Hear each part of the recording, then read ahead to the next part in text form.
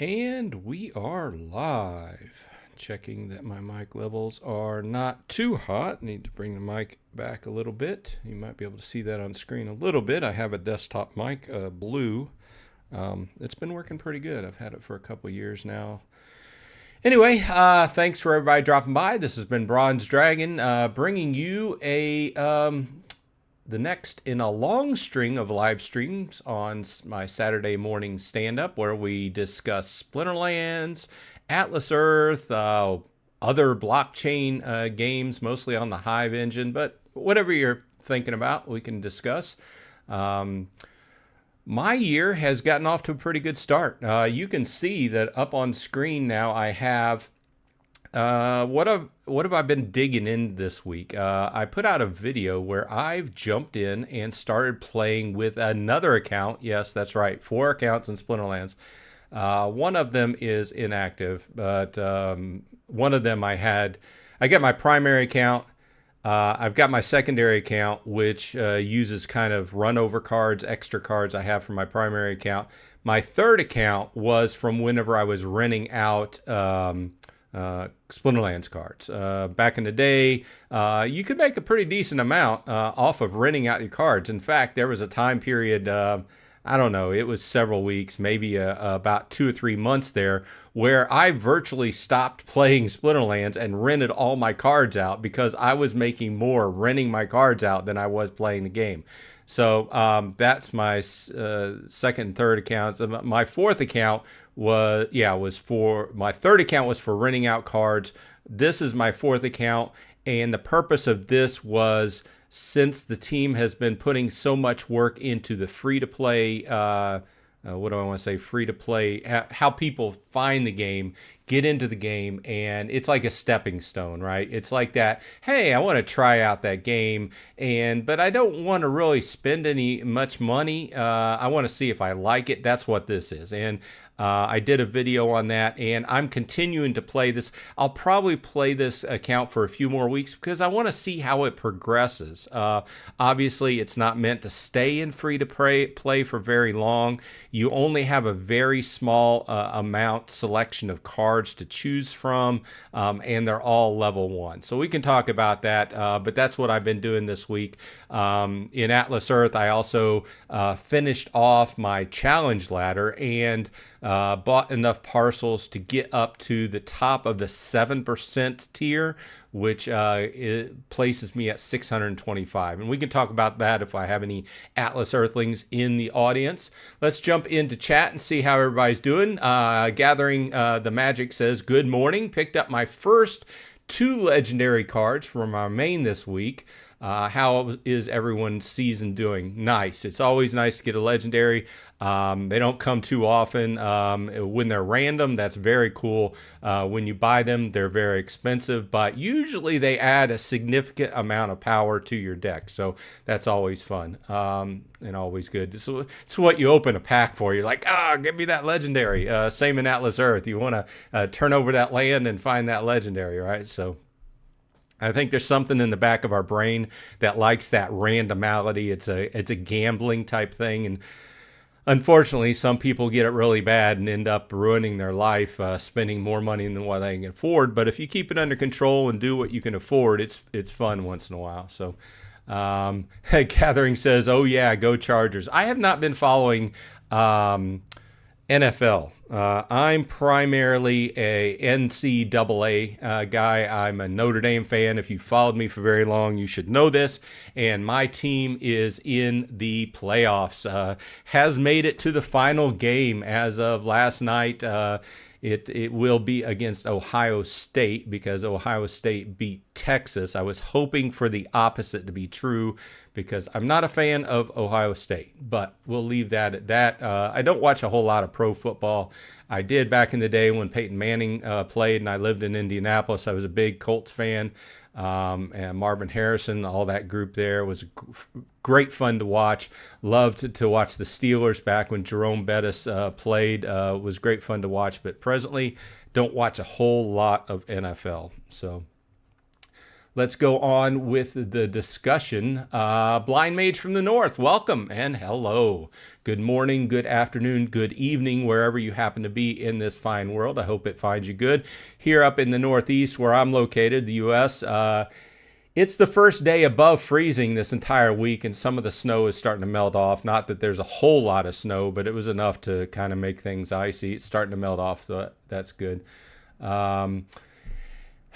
The Prepared Christian is here, says good morrow all, love it. Gathering says Splinterlands off to a great start with the glint boost. Yeah, if you didn't catch that, they did, for this present season, they did increase the glint by I believe 50%. So that's why if you are looking at what you're getting off your glint off of your matches, it has went up, but that'll go back down come next season. But it was a nice holiday thing to throw out there.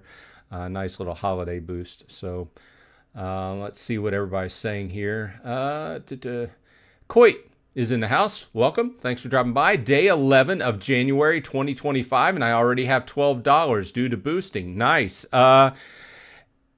This month has been really interesting to me in Atlas Earth. We're going to, crowd, we're going to jump back and forth because we've got Splinterlands people here and we've got Atlas Earth people here. We've got some people that play both.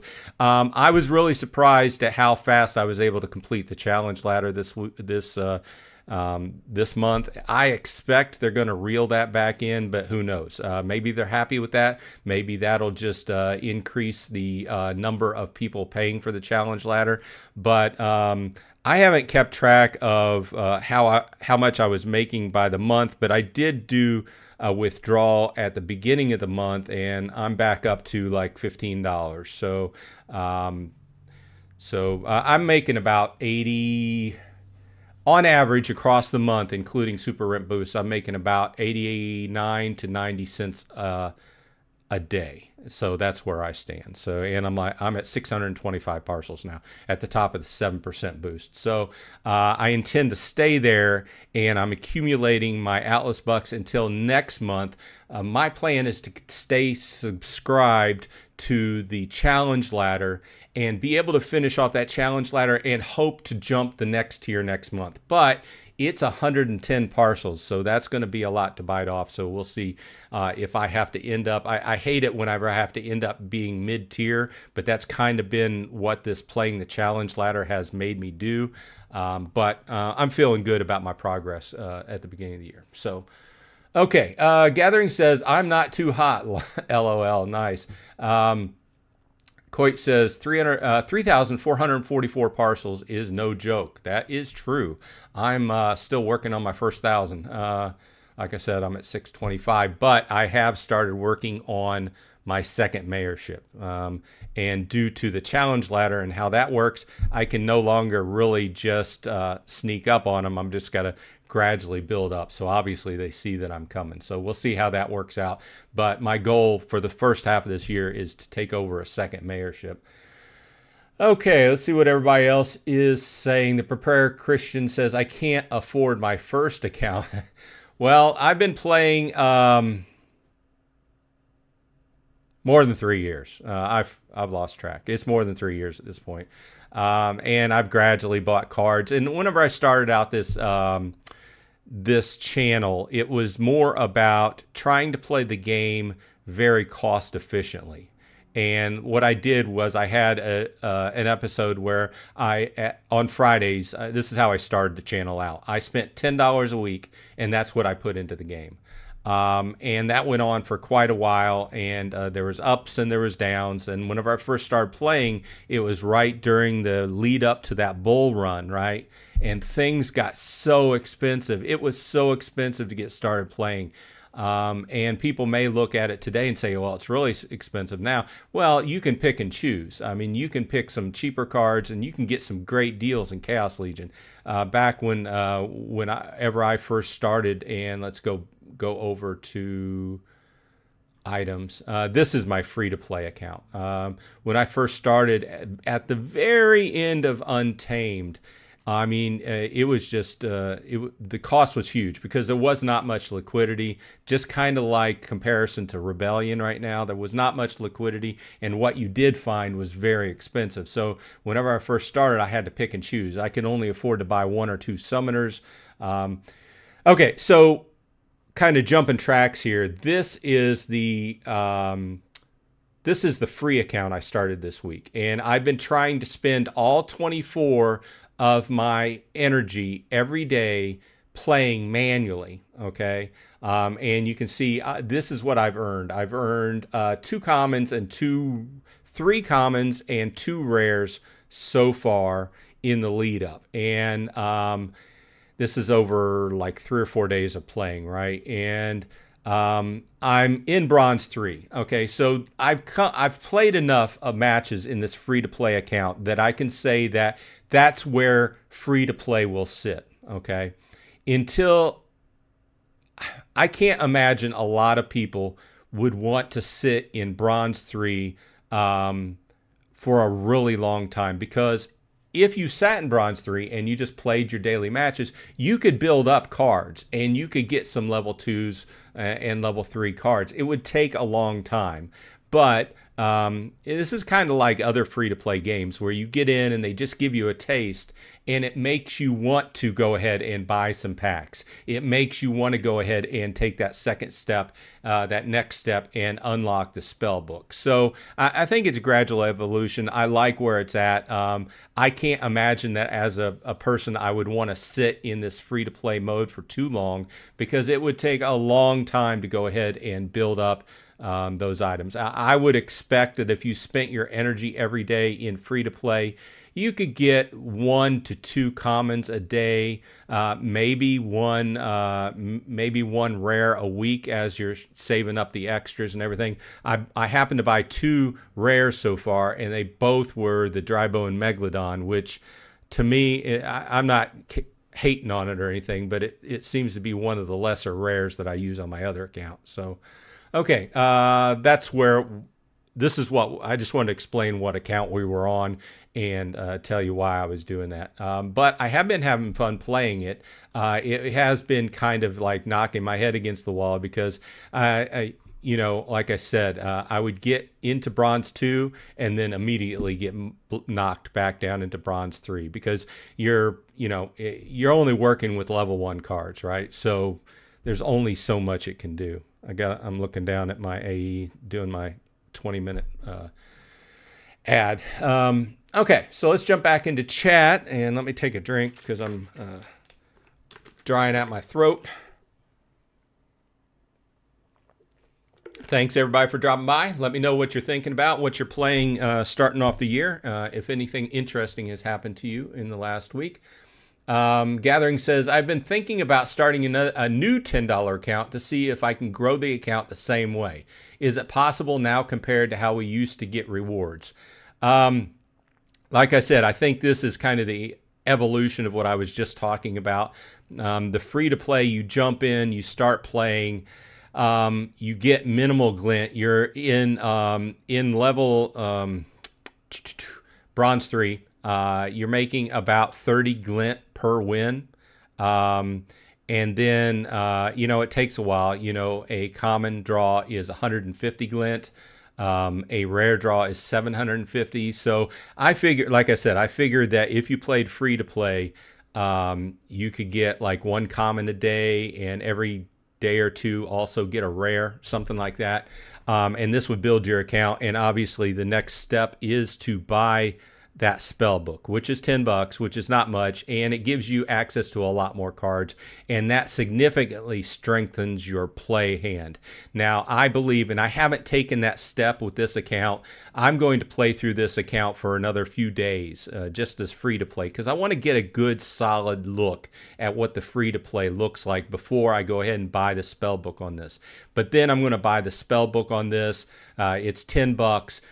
You get $3.50 back in in credits, which can be used to rent cards, etc. You get some staked, I forget how much staked SPS you get. You can start actually earning SPS once you buy the spellbook for that first month. And you get access, obviously, to the spellbook cards, which gives you a lot more to pick from. I was noticing that when I leveled up to Bronze 2, I started facing people that were playing with spell books. Okay, so and they're increasingly harder to beat. That's why I was getting knocked back down, because as free to play, you have let's say you have a selection. Let's go ahead and just play a match so I can show you. You have a very small selection of cards. Let's go ahead and just do a match. I got some energy built back up. Let's see what everybody's saying in the chat. Wibble's here. Welcome. Thanks for dropping by. Big ol' wee. It wouldn't be a Saturday without Wibble. Crypto Beaver's in the house. Welcome. Thanks, Beaver, for stopping by. Okay, so we got down low. Most of these are standards in Bronze 3 until you cross over to Bronze 2. Then you start encountering some different rule sets. Kind of mixed here. We got 19 mana, not a whole lot of mana, but here's the main thing. I think I'm going to go in with Kelia. You can see there's not a whole, now this is my water plus neutral, so you can see there's not a whole lot to choose from here. I think right up front I'm going to go in with Demon Shark, and I'm going to let's see here. This is one of the Urjak Elders. You know, I like her or him, whoever it is.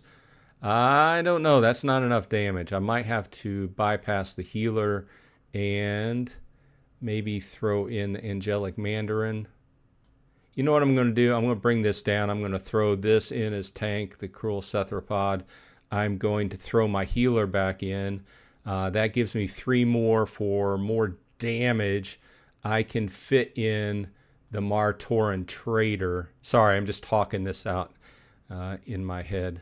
Let's go ahead and go with that. But you can see, as free to play, I don't have a whole lot of cards to choose from. Once you open up that spell book, you've got a lot more to choose from, a lot more variety. So let's go ahead and battle and see who wins. Okay, let's see what people are saying in the chat.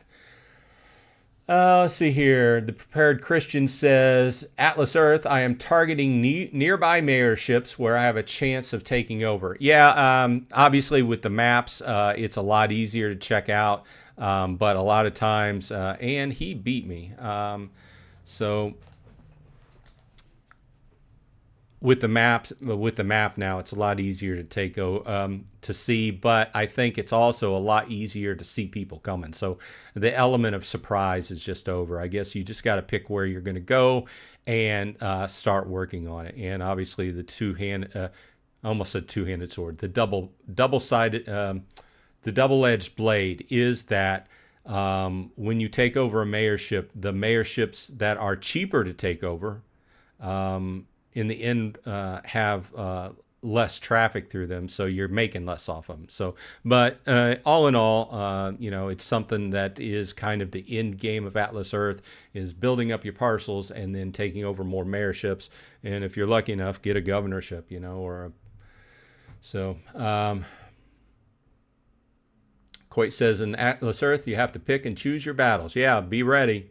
Whenever I first took over my main mayorship here, it got into a little bit, but I haven't seen any action out of the person I was competing with for a while. So the Prepared Christian says, I am making French toast, so I'm in and out for a bit. Sounds good. I just have my drink here, and I had some peanuts. Had a bowl of cereal before. 11J's in the house. Welcome. Thanks for dropping by. Rocket Mavs here. Hello. I've been watching you for a couple of weeks now. Love the channel. Thanks. Appreciate it. What's the coolest update they have on the radar for this year, in your opinion? Well, Rocket Mav, are you talking Atlas Earth? Or are you talking Splinterlands? Maybe I can answer both of those. In Splinterlands, there's two things, because Splinterlands has multiple things going on with it. I'm looking forward to the new card set, and I'm looking forward to the evolution of land, because I am a landholder, and they're going to be adding a big change to land. Now, in Atlas Earth, you know, I'm really looking forward to the addition of different stores in the AMP program. I'm hoping that they have like a nearby gas station that I can use and get credit for. And I'm hoping for a little bit more variety, because it's not that I dislike the places they currently have around me. In fact, it has one of the best salad shops and one of the best sandwich shops around. And over by my work, they have a pretty good yogurt shop that I go to for lunch once in a while. I went to a Mexican place that was on the AMP program on Thursday, and I didn't end up getting credit. I've got to remember to put in a ticket for that. But I'm looking forward to more within the AMP program. Also, as a YouTube creator, I'm looking forward to more countries coming online, and it would be nice if they could bring the AMP program online in other countries. So I'm looking forward to that as time goes along. So I hope I answered your questions. Gathering says, how have to buy the $10 spell book to get the 3,500 credits to try and grow that to be self-sufficient? Yeah, I mean, immediately I like the changes that they've done to the spellbook program, where you get more out of it than just the cards. You get the staked SPS, and you get the 350 in credits that you can use for renting cards or what have you. So I think it was a good move, and I think it will help people out. I still think that, and I'll cover this in a video when I actually do buy the spell book. I'm hoping there's a whole little bit of a training session there as you go along, because one of the big hurdles we have in this game, I don't want to say hurdle. I want to say steep learning curve. You know, it's kind of like I love to play Eve online, but it's got a steep learning curve, and it's hard to get new people into the game, because people open up the game and they're like, they get brain freeze from all the spreadsheets and everything. So it's kind of like that. People get into the game and they're like, I kind of like this game. And then they start looking at the crypto and, I got to buy this and I got to rent this. And it'll be interesting to see how they handled that part of it. So I'm looking forward to that.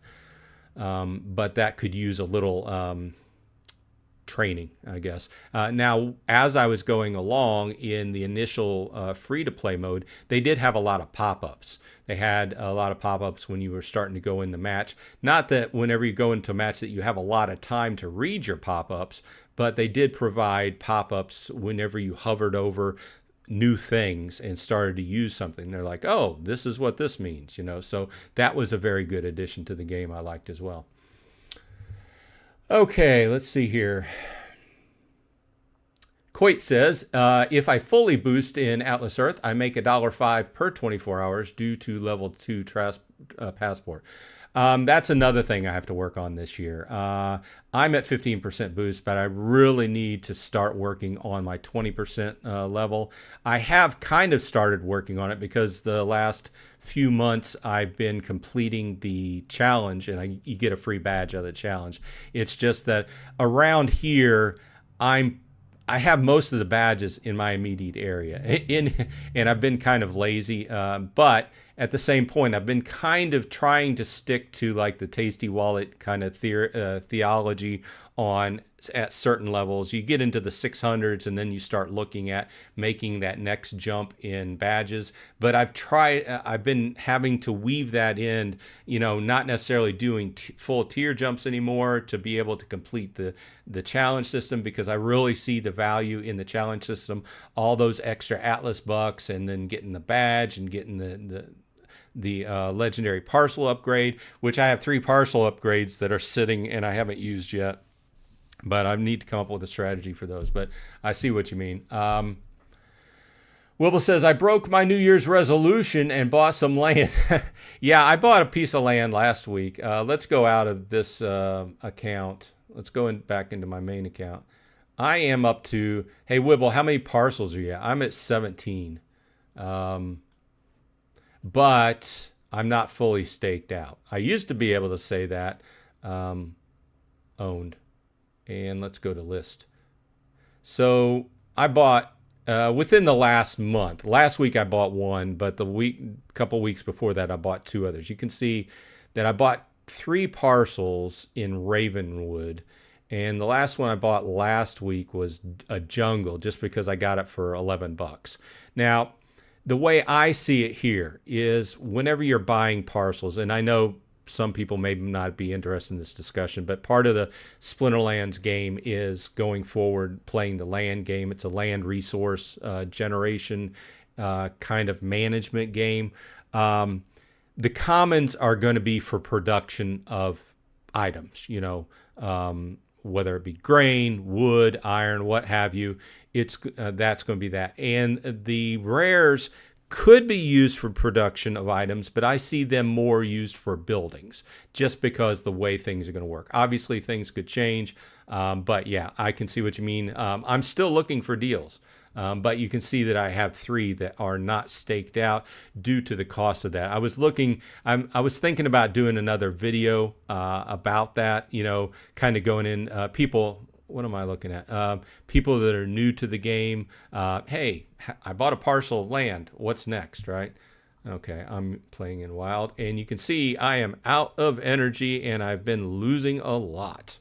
And we are coming down towards the end of the season. I did rent extra SPS this time around, as I have been the last 7 days of the season.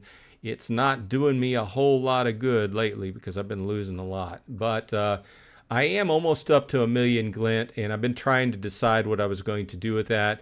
I will be over 1 million at the end of the season. So look forward to an interesting video, something like I spent 1 million glint. What did I do with it? Still haven't decided, but okay. Let's see. People talking about what region Wibble is in. Wibble says region 50 mainly, but I'm a bit spread out. I'm in 3. I've been trying my best not to get more spread out than 3, because I've got a good base in 3. The Prepared Christian says, I started playing towards the end of the airdrop. I had only about 2 SPS staked until I joined a guild a year ago. That's another thing. Good thing to mention is if you're new to the game, join a guild. It helps out immensely. You got people to talk to, people will help you out. Plus, you start earning SPS, and that helps out. Up to a certain point, when SPS staking, I remember this specifically in my mind, when SPS staking became the new mode of making SPS and not card power, I was at 10,000 SPS. I specifically remember that. Now I'm at 130,000. Plus you can see that I have some rented out as well. And in fact, I need to do my claims today. So I have a little bit in the pool. I don't have a whole lot. I have some in an SPS and DEC pool that I claim every day. It's like half an SPS I earn off that, or 0.6 a day. I'm up to making about 30 SPS a day off of what I have. As far as if you're new to the game, you can the SPS you have staked, it looks like it's earning almost 11%. So I always remember to come in here and stake. I like to keep 1,000 liquid, so I just stake whatever's over 1,000 every day. We are at 11:58. Almost at the top of the hour. You know what that means? Okay, everybody in the chat, say hashtag happy 2025 if you want to get your name in a drawing for 100 SPS. Hashtag happy 2025. Let's clear this list. This was our last list. You have to have a Hive name. Happy 2025, and then put your Hive name. And we'll put you on the list. And meanwhile, I will...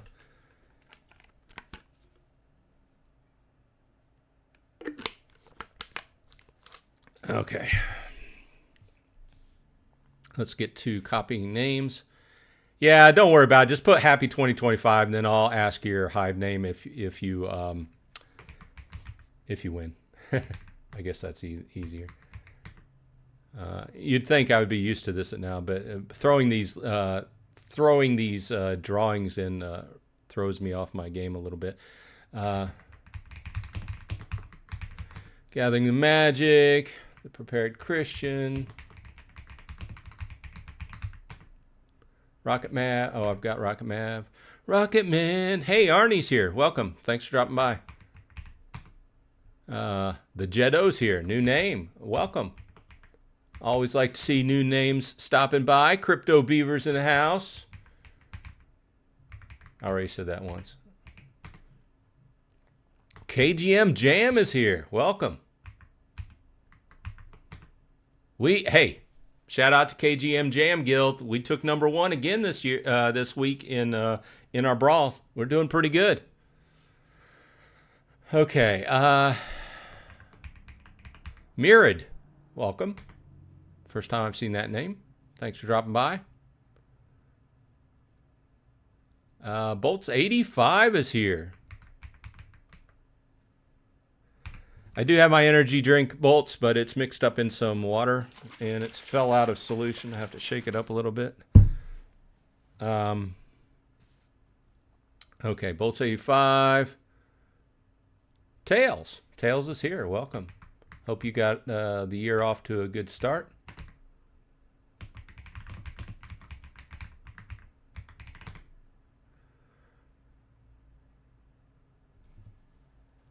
Oh, okay. Rocket Mav does not have yeah, I wish there was more I could give away for like Atlas Earth, but due to the way it's set up, I can't really give anything away. During the holidays, I gave away a coffee cup, I think, but I had to buy that and ship it out to somebody. It's not like this blockchain where you can just send stuff to people. Paul Taylor's here. Welcome. Thanks for dropping by. The Prepared Christian says, French toast, eggs, and sausage on the plate. Tasty. You're getting me hungry now. I'll go back and check the chat for what we missed after this. Okay, everybody, check out the list. If you are not on the list and you have a Hive name and you want to get in on the drawing for 100 SPS, let me know. I'll give you another minute or two. We got Gathering, we got the Prepared Christian, Arnie, the Jeddo, Crypto Beaver, KGM Jam, Mirad, Bolts 85, Tails from the Cryptomancer, and Paul Taylor. Wilson Razan is in the house. Welcome. Thanks for dropping by. We are mostly talking, we've been about half and half talking about Atlas Earth and Splinterlands today. But we are currently giving away 100 SPS. We've got Xperia on the list. Okay, I think that's it. Speak now, forever hold your peace. We're about ready to do the spin. Let's do some shuffles. Shuffle, shuffle, shuffle. And here we go. Click to spin. Who gets the 100 SPS? The 100 SPS goes to Mirad. Welcome. Mirad, is that your Hive name?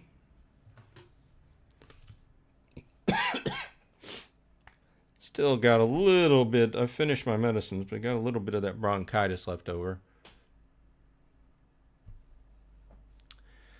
Once again, Mirad, is that your Hive name?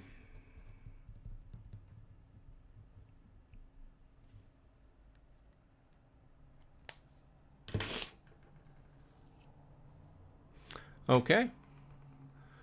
We will jump over here and we will go to SPS and transfer to player.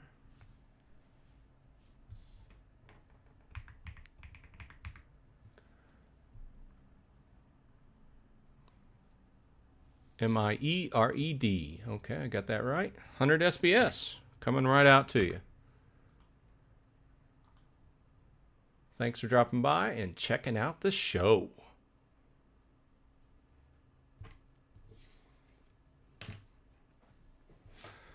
Okay. Yeah. Okay, that's that. Let's go ahead and jump back into chat. Just wanted to kind of remember to get that done. Let's see here. See what, trying to catch up with the chat.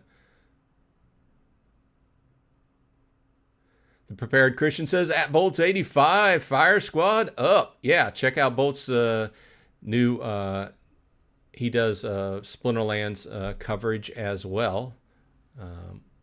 Very high energy episodes compared to mine. The Prepared Christian says, I haven't decided if I'm happy about survival mode or not. I plan to play some and get into the experience. I think it's just another move on the evolution of the game to try to give value to people that really have invested, bought a lot of cards, okay?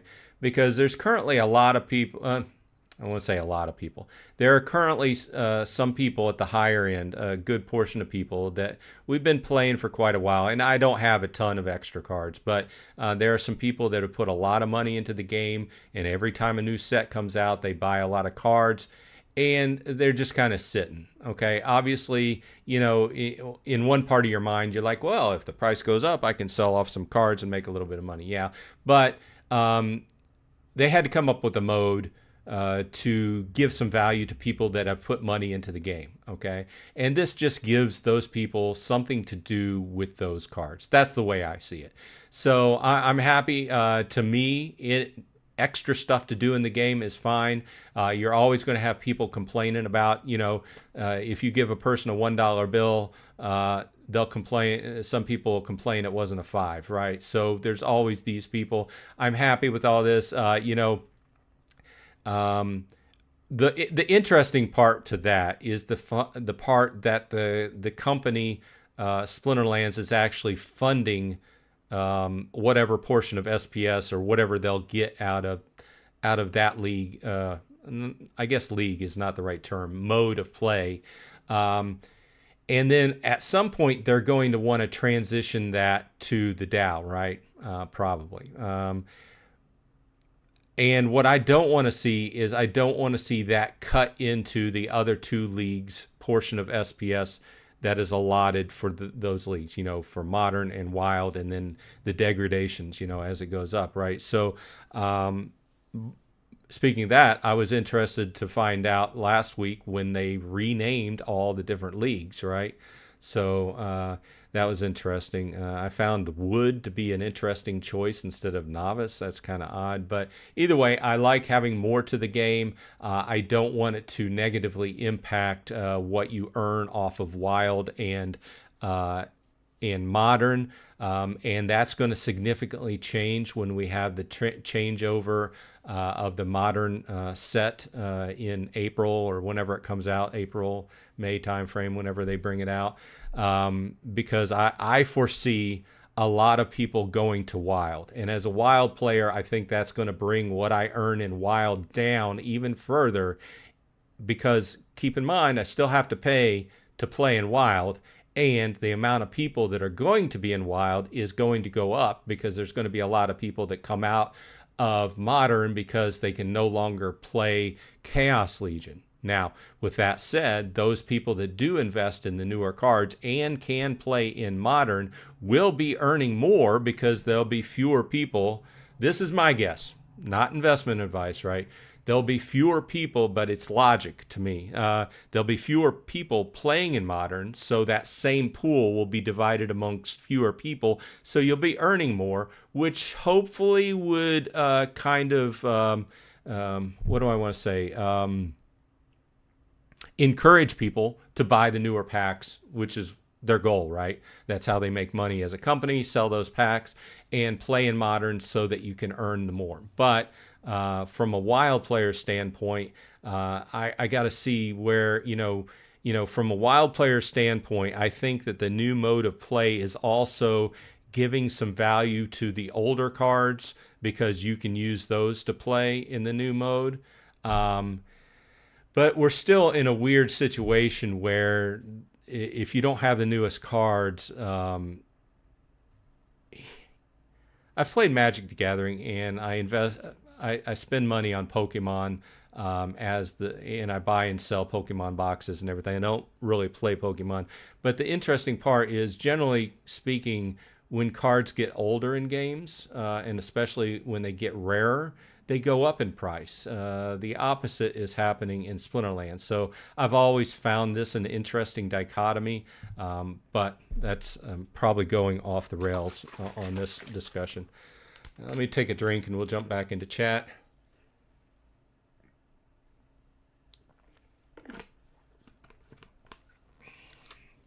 Rocket Mav says, Atlas Earth is super forgiving on the tickets. So if you put one in, they always credit you and give you the challenge ladder credit for AMP mission.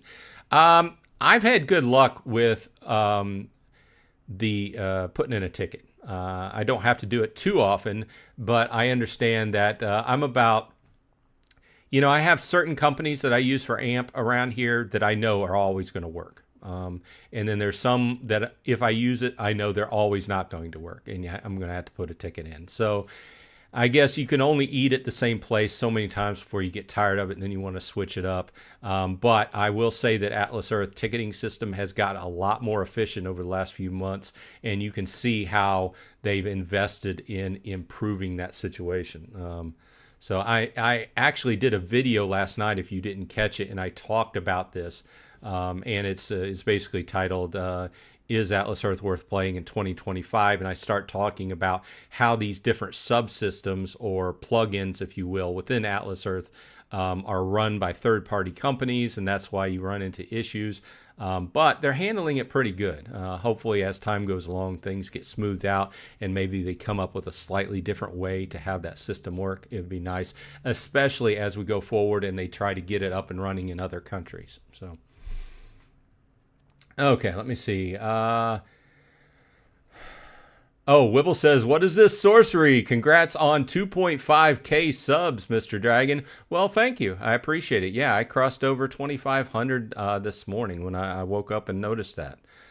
I keep my eye on that, and it's just kind of a, I don't know, as a YouTuber, as I'm gaining, I gain, probably 10 subs a day or something like that, but it tells me that people like watching what I'm doing, so it's encouraging to me to keep going. I was in a drought there for a while where I wasn't gaining many subscribers, and it's really from the encouragement point. I mean, you don't see many people subscribing to your channel, and you're like, oh, should I do this?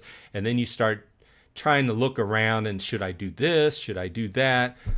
So I'm glad to be on the right road and making videos that people appreciate and like to spend time watching. So I appreciate that. Let's see here. Gathering says, slowly building up my land. My strategy now is build up about 5,000 DEC to get one gold foil epic and have 1,000 DEC to stake it.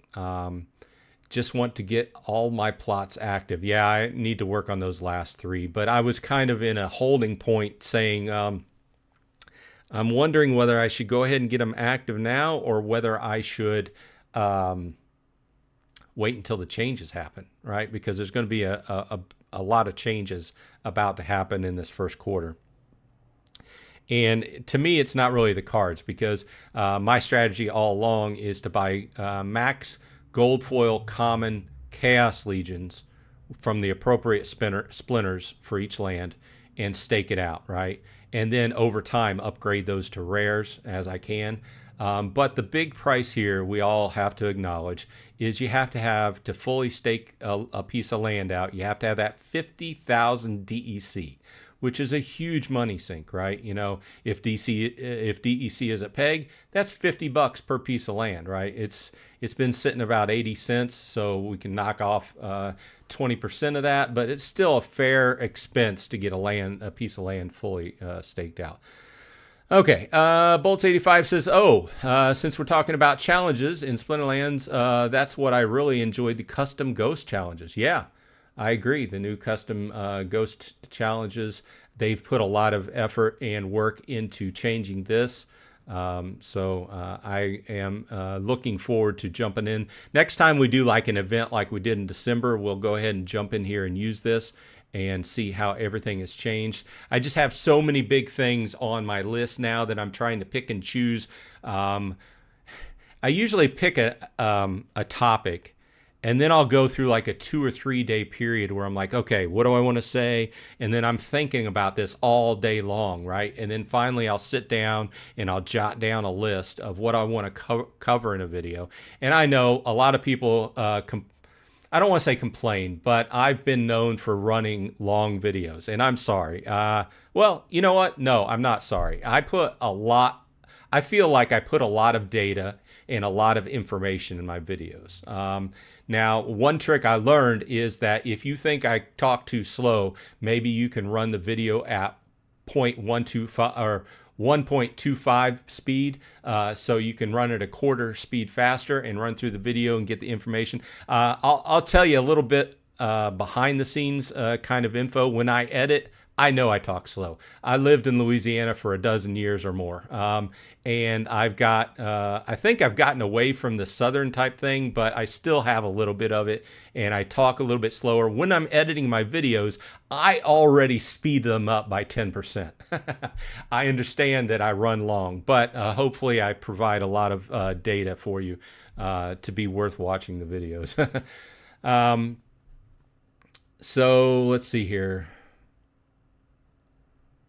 Gathering says, wow, 900,000 glint. Yeah, I'm still running way behind in the chat. I was trying to cover what everybody was saying. Too bad no titles left in the glint store. Did people buy them up? Yeah, there's 72 of the proven. This was the one I was trying to decide whether or not to buy. It's right at 1 million. The other 2 are sold out. Presently, and tell me if I'm wrong, about the only thing I could use this on would be on land, and it would only help out for me minimally. So I really am looking forward to spending a bunch of glint in the rarity draws and increasing the level of my deck. So, okay, let's jump forward into chat. Sorry about being way behind, but I wanted to go back and not leave anybody out.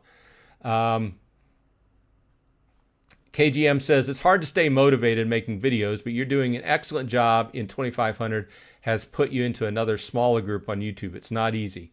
Once again, yeah, I completely understand where you're coming from. So I appreciate it. And I hope that I continue to come up with good ideas for videos that people like to spend time watching. Oh, and by the way, a piece of trivia, let's log out here and log in. So the account that I started up this week is named Kearsaw. And if you are,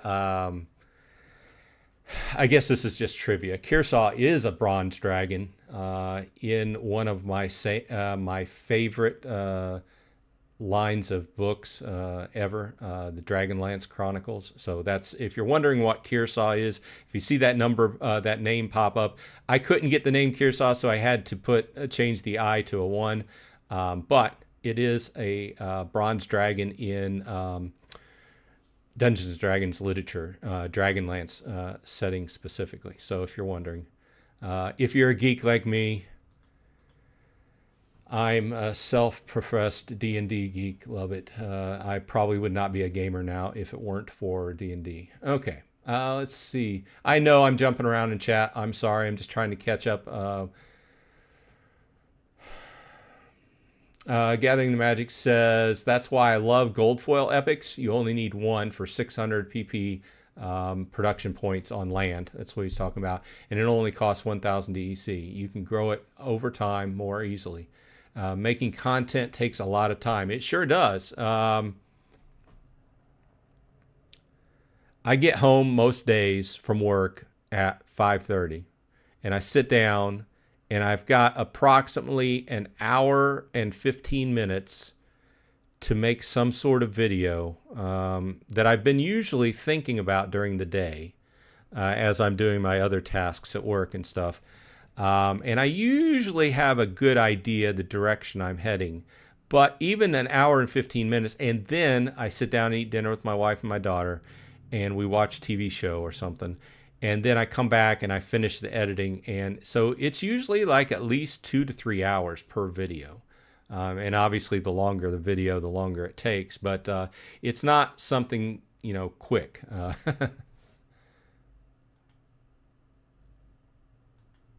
Okay, let's. Well, you know what? Let's jump back into the free to play and play another match.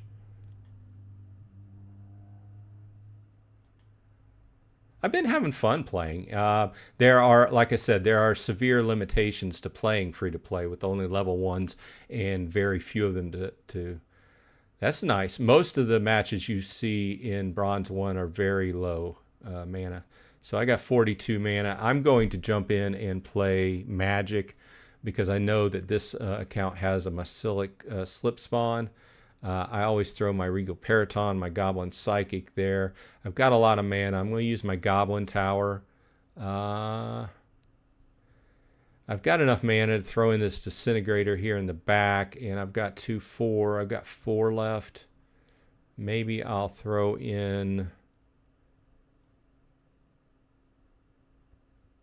this Urjak Elder at level 1 does not have healing. I like that when this is one of my favorite common cards in the new set when it clicks up and it has that healing. But it has 1 magic damage, so I will throw that in the back. I'm going to move this Disintegrator into second spot and see how we do. He had kind of the same idea, but a different assortment of cards picked. Let's go ahead and do the battle. Catch up with chat. Bolt85 says, so you're selling Olivia. Who would sell Olivia? Just my commons and rares. I have my epics where I need them. Oh yeah. So maybe if you are interested in unbinding and paying for some commons and rares in the new reward set, let Gathering know because he's got some he's selling off. Okay, I won that. And as you can see, I earned 34 glint. And I earned 20 standing points. So, and I am up to 85. I need 150 for a common draw. Let's see what everybody's saying here. Got a chat from KGM. One of my goals for this is to see if I can get it into the guild brawls next time around somehow. It's one of the limitations since it doesn't have any real cards other than what you're earning from rewards. It's very hard to go ahead and play in the brawls. You have to buy the spell book or you have to actually buy cards. My Financial Journeys here, welcome, says that's hilarious that you speed up your own videos when editing. Yeah, I realize that I talk. I'm originally from Indiana, but I was in the Navy, so I lived several different places. But I ended up meeting my wife and living in New Orleans for quite some time, and I got into the New Orleans speak. So you'll hear me slipping up, or it. If everybody spoke the same, life would be boring, right? So, but I realized that people want more condensed videos, and it's an extra step for me, but everything gets sped up by 10%. I tried 20%, but it was just a little bit too fast. So, KGM says, hello, Bolts85. It's everything I can do right now, losing my butt, playing my wild games manually. I like to keep the energy at 0. Coit says, part of what I am looking forward to in Atlas Earth is the landmarks. Yeah, that should be interesting, especially how they decided to do it. It's basically going to be an auction style. I don't think I really have any around me except for if I went downtown. There's probably several places downtown that would be up for auction. It'll be interesting, the details, what you would actually get out of it as far as make off of the game. So I'm looking forward to those specific details. They've been very light on not putting out any specific details because everything is probably still in the works and being developed. So Wilson Razon says, any rumors about how much would Conclave cost per pack? Yeah, I don't know. I do know that they put out the news here a while back of there being different types of packs, but as far as costs, they may have put costs on them, but I'm not sure. That'll be interesting. I'll have to put that down and look into that. I'm sure there'll be a big lead up, and the advertising's been going. Shout out to Blaze, doing a good job keeping everybody aware of what's happening and putting some stuff out on X, and also putting it out in the different social media channels. I'm sure there'll be a big run up to the pack pre-sales. I'm hoping they'll sell out. I'm going to buy some. If you've been following me for a while, you know that I don't buy huge amounts like other people do, but I will buy some. I usually probably end up buying 100 packs and probably will end up staking those. I might buy some to open them up. Like I said, I want to play around with playing in Modern when the changeover happens and see how greatly affected everything is. But I can't see myself buying thousands of packs like other people, you know. So I've generally been that guy that kind of picks and chooses and buys singles off the market over time. People like to buy a massive amount of pack. Yeah, packs are very fun to open, and people love watching pack opening videos and stuff, and I love opening packs, but let's face it, you buy them up front, they're expensive. But usually speaking, up until Rebellion, where they completely changed everything, it was better to buy singles. Now, I mean, packs are holding their value, so it's completely changed the way I've looked at packs. So we'll see how we go forward in that, or how I go forward in that, and then you guys can let me know what you're doing. Gathering says different kinds of packs. Starter packs are $5 for $25, 25 cards. That's the one where you have the just commons and rares. So you're getting a lot more cards, but they're just commons and rares.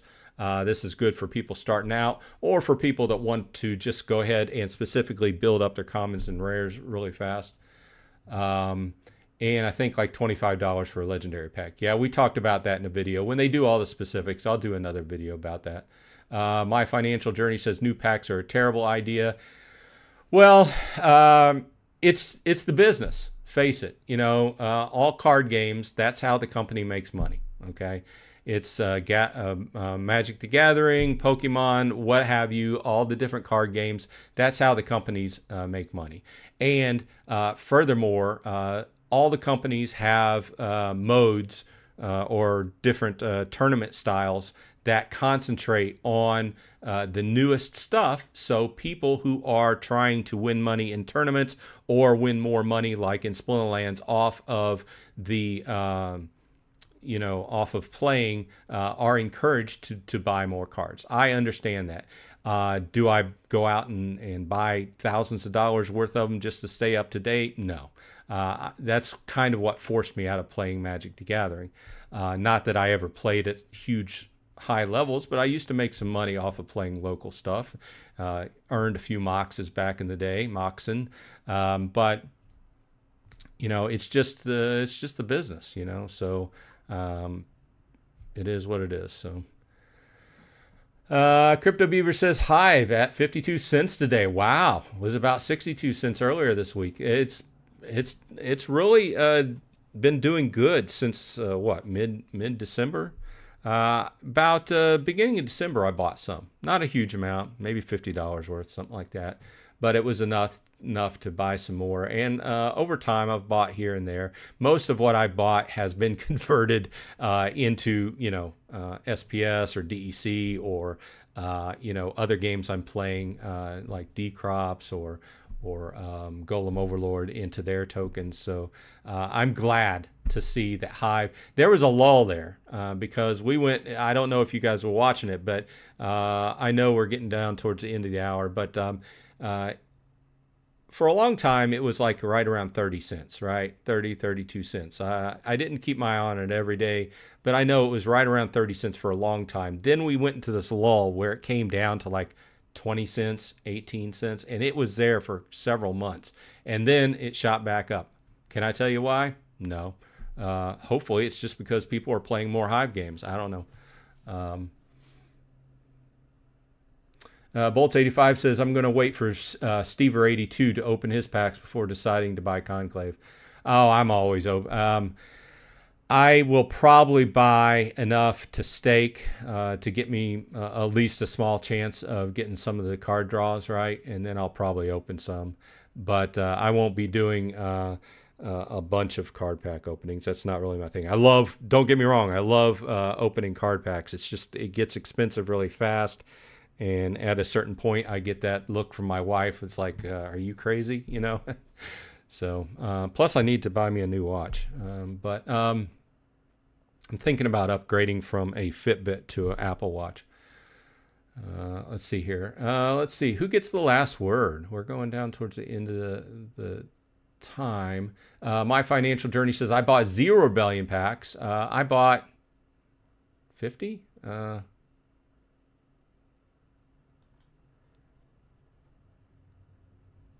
Oh, I'm on my free to play.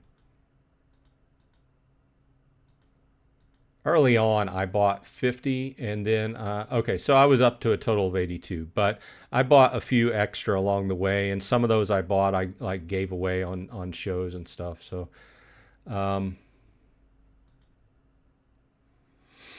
Bolts 85 says, "Oh, but it will be tempting once you see the cards or abilities." Yep, yep. We go back to. Been looking at what Gathering has been talking about in his various videos over the last few weeks about how the league is going to change, and specifically what we're going to be lacking as Chaos Legion. Chaos Legion was a pretty overpowered set, right?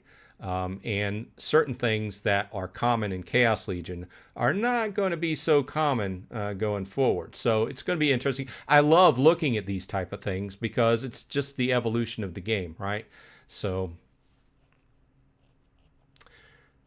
the Prepared Christian says, I plan on staying in Modern. Okay, good call. Wherever you're happy. You know, I part of my brain wants to be in Modern, but then I'm kind of getting reality. If I want to get in Modern, I'm going to have to, you know, shell out $1,000 for more cards. But, you know, it's, like I said, a double-edged sword. I mean, those people that do shell out the money to buy the new cards are going to get a lot bigger percentage of the pot, right? So because, or not, the pot's going to be bigger because there are going to be fewer people playing in Modern, in my way of thinking. Crypto Beaver really enjoyed the Mage Wagon concept and the card airdrops, which I think they're going to go forward and they're going to do it again. So we'll definitely be buying Conclave packs and cards. It was nice to be able to open it up and say, hey, did I get one? You know, some people had a lot of packs and definitely were for sure getting a certain number. At a certain point, I was just like, well, whatever I get is what I get, you know. I ended up getting a few off of it. Coit says, from what I've seen, the owners will get badge income from the badges sold from the landmarks. Yeah, they did mention that. And like I said, when the specific details come out, I will do a video on that. Joffrey Jones says, parallel packs are $50 for 10 cards with no chance for legendary. Interesting. It's been a while since I looked at parallel. I know that there's it's a very popular game. A lot of people are playing it. I played it a few times, couldn't really get into it. Vilson is here. Welcome, right here at the end. What is this quest thing? Are you talking about in? We're right at the end, so we'll have to address this next time. Gathering the Magic says, well, are you talking about the quest ladder in Atlas Earth? It's a new mode of play. Where you can earn free Atlas bucks, and if you want to subscribe, you get even more free Atlas bucks by doing various challenges. It's like, hey, make one award in an arcade game, buy one badge or something like that, and then you'll get credit for that. And then you rise up the ladder, you get a certain amount of points. And at the end, which they've lowered the amount of points you need here in January from 2,500 to 1,500. So I completed it in like 5 days. I really think that they're going to pull back on that and make it a little bit more difficult, but who knows? Gathering says, number 1 mana cards in Rebellion Core, want to see what Conclave brings. Victor's here. Welcome. What's up, Bronze Dragon? Do any Ghost tournament anytime soon? None are planned. That was a special December thing. We might get something else going. It's just depend. The reason why that happened was just some great guys donating. And it was their idea. So shout out to them once again. So Coit says also, some are testing out a thing to create the stuff on the landmarks. Yeah, I imagine that's already in testing. You know, it's been coming soon for a long time, but it will be interesting to see it drop. And I estimate that all the big dogs are going to be going for those. I don't know. I'll have to wait to see what the details are, and I'll have to see what's available around me. I think that's the situation we're all in, right? I imagine the big dogs are going to be doing a lot of the buying. So, yeah, they have a whole new challenge system. Yeah, check out my video on Atlas Earth from yesterday. It has a little bit more information on that, and I have whole videos on the challenge system. Either way, thanks for dropping by, everybody. I do appreciate it. I hope your year's off to a good start, whether you're playing Atlas Earth or Splinterlands or both, or a combination of all of the games on the Hive blockchain and play to earn. I hope everybody's off to a good start. This has been Bronze Dragon. I hope everyone on your side is happy and healthy, and hey, I'll see you in game, whatever game that is, because I'm playing a lot of them. Have a good week.